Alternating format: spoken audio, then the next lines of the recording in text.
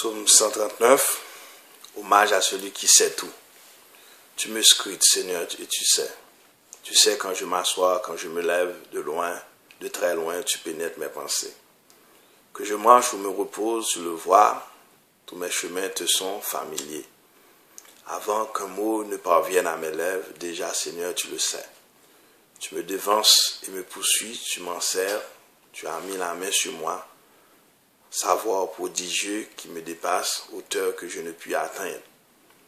Où donc aller, loin de ton souffle, ou m'enfuir loin de ta face? Je gravis les cieux, tu es là, je descends chez les morts, te voici. Je prends les ailes de l'aurore et me pose au-delà des mers. Même là, ta main me conduit, ta main droite me saisit. J'avais dit, les ténèbres m'écrasent, mais la nuit devient lumière autour de moi. Même les ténèbres pour toi n'est pas ténèbres, et la nuit comme le jour est lumière. C'est toi qui as créé mes reins, qui m'as tissé dans le sein de ma mère. Je reconnais devant toi le prodige, l'être étonnant que je suis. Étonnantes sont tes œuvres, toute mon âme le sait. Mes os n'étaient pas cachés sur toi quand j'étais façonné dans le secret modèle aux entrailles de la terre. J'étais encore inachevé, tu me voyais, sur ton livre, tous mes jours étaient inscrits, recensés avant qu'un seul ne soit. Que tes pensées sont pour moi difficiles, Dieu, que leur somme est imposante. Je les contemple plus nombreuses que le sable, je m'éveille, je suis encore avec toi. Si tu exterminais l'impie, homme de sang, éloignez-vous de moi. Tes adversaires profanent ton nom si ils le prononcent pour détruire. Comment ne pas haïr tes ennemis, Seigneur, ne pas avoir en dégoût tes assaillants?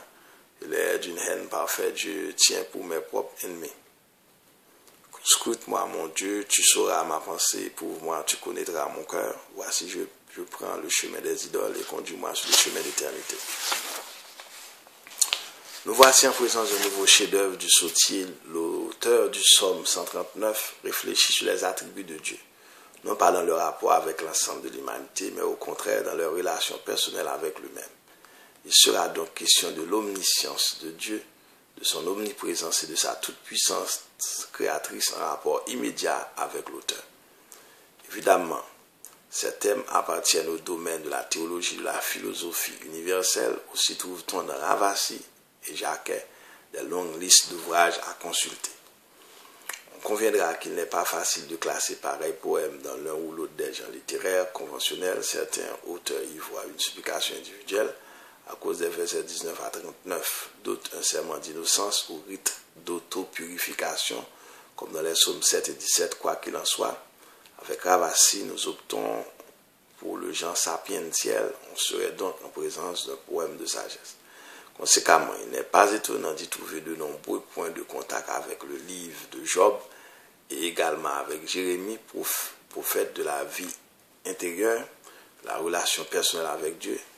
Ces affinités littéraires et théologiques nous invitent à dater l'œuvre de l'époque post-exilienne. D'ailleurs, la présence d'aramaïsme et la maturité de la pensée confirment cette opinion.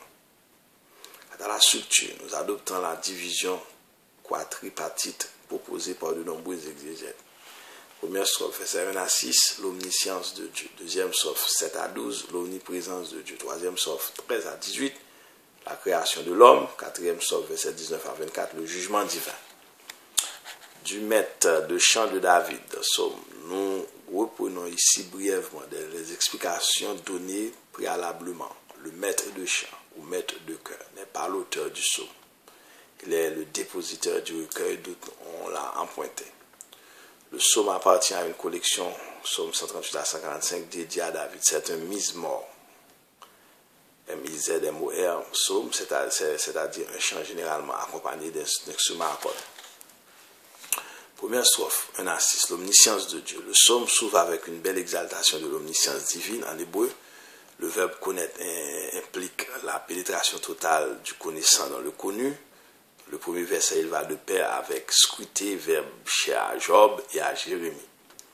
La connaissance que Dieu a de l'homme est totale. La connaissance que Dieu a de l'homme est totale. Cette totalité s'exprime au moyen d'opposition. Verset 2, quand je m'assois, quand je me lève. Verset 3, quand je marche ou me repose. Verset 5, tu me devances et me poursuis. En outre, Dieu connaît aussi les pensées, les chemins et les paroles de l'homme. Verset 2, tu pénètres mes pensées. Verset 3, tous mes chemins te sont familiers. Verset 4, la parole n'est pas encore sur ma langue et voici Yahvé, c'est-à-dire l'Éternel, tu le sais tout entière. Il y a encore d'autres expressions qui montrent la transcendance de la connaissance de Dieu. De très loin, la main sur moi, savoir prodigieux. Verset 2, de très loin, tu pénètres mes pensées. Verset 5, tu as mis la main sur moi. Verset 6, savoir prodigieux qui me dépasse. Ainsi se termine la première strophe qui célèbre l'omniscience infinie de Dieu. Deuxième strophe, verset 7 à 12, l'omniprésence de Dieu. Il est impossible d'échapper à la surveillance de Dieu. En premier lieu, 4 anthropomorphismes le démontrent, ton souffle, ta face, ta main droite. Verset 7, ou donc aller loin de ton souffle ou m'enfuir loin de ta face. Verset 10, ta main me conduit, ta main droite me saisit. En deuxième lieu, les endroits situés aux deux extrémités de l'axe vertical ciel-Sheol témoignent également l'omniprésence de Dieu. Verset 8, si j'escalade les cieux, tu es là, qu'au Sheol je me couche, te voici. En troisième lieu, la trajectoire horizontale est est-ouest, aboutit à la même conclusion, Dieu est partout. En quatrième lieu, le poète pénètre dans l'irrésistible courant du temps que rythment la lumière et les ténèbres, versets 11 et 12. Il voit les ténèbres comme une force qui l'écrase, verset 11.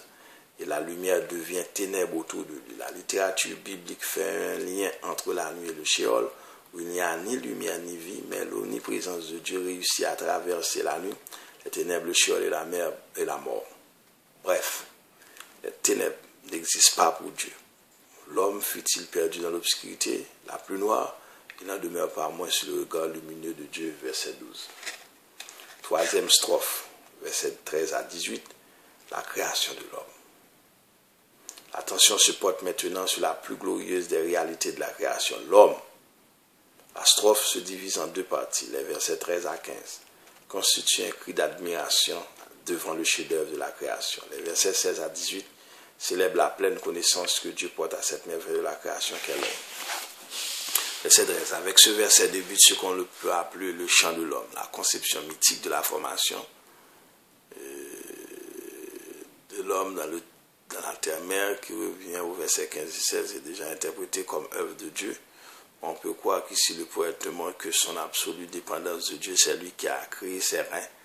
Or, les reins, organes, symboles des impulsions les plus intimes, les plus secrètes de l'homme, sont le siège de la vie. Verset 14. Certains exégètes interprètent ce verset comme une glose.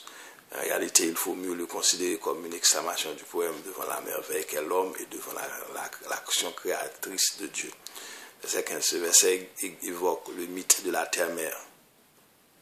De l'obscurité protectrice de la terre se prépare la merveilleuse architecture de l'être humain. C'est là que l'homme est modelé ou brodé avec un art consommé. Nombreux sont les textes bibliques qui se rapportent à cette conception mythique qui établit un parallèle entre le sein maternel et celui de la terre. La fonction de la terre-mère correspond à celle de la terre, comme la semence tombe dans la terre et fait éclater son énergie à l'intérieur de l'humus. Ainsi, la semence humaine dans le sein maternel se transforme en créature vivante. Davantage encore, les textes auxquels nous faisons allusion n'établissent pas seulement un parallèle entre la mer et la terre, mais ils présentent la vie humaine comme comprise entre deux girons, celui de la mer et celui de la terre, qui constituent les deux pôles entre lesquels s'étend la vie de l'homme. Aussi les anciens avaient-ils la coutume d'enterrer leurs morts recroquevillés dans la position du fœtus. La terre n'est-elle pas appelée la mère universelle dans l'Ecclésiastique 40, verset 11. Que Dieu vous bénisse encore. Cette section célèbre la pleine connaissance que Dieu a de l'homme, mais vers la création. Verset 16. Le poète s'émerveille à la pensée que Dieu le voyait déjà alors qu'il était encore à l'état d'embryon.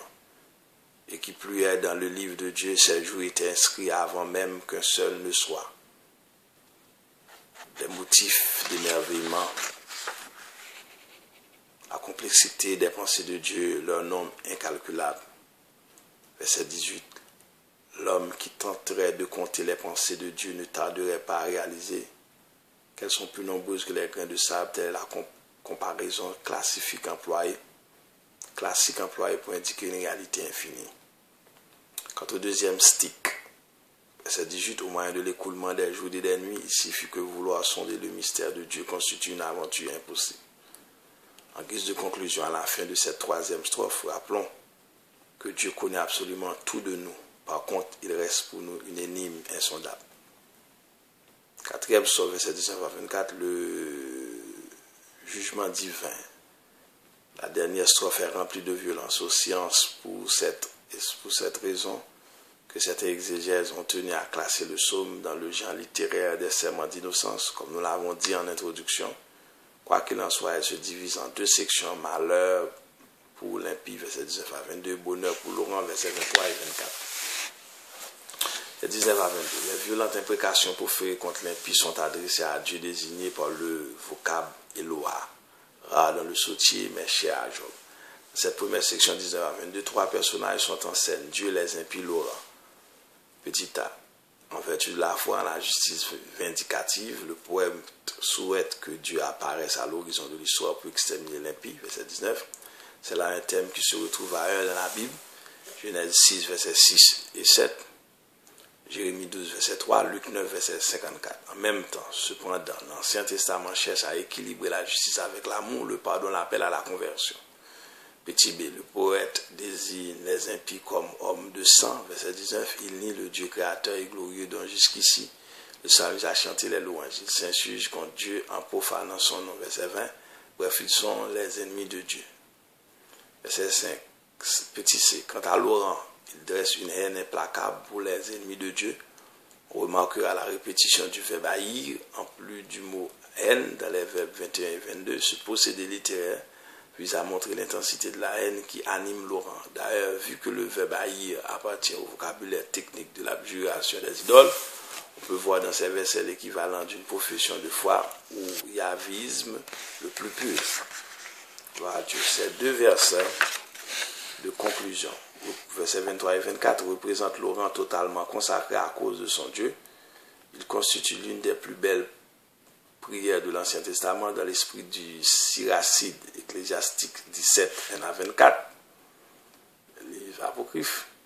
Laurent présente à Dieu ses problèmes, ses préoccupations, ses anxiétés pour qui les solutions, verset 23, ensuite dans l'esprit d'une belle possession d'innocence, mais aussi dans l'homme, attitude d'abandon au Seigneur, il le prie de l'empêcher de prendre le chemin des idoles et de les guider sur le chemin d'éternité, verset 4. On a vu dans cette dernière expression l'affirmation de la foi en la vie éternelle, mais il vaut mieux l'interpréter dans le sens du chemin de la loi éternelle, parce qu'elle vient de Dieu et qu'elle est le chemin qu'il a tracé pour Israël. Par contre, implicitement, ce symbole prépare la foi explicite à la vie éternelle qui viendra plus tard.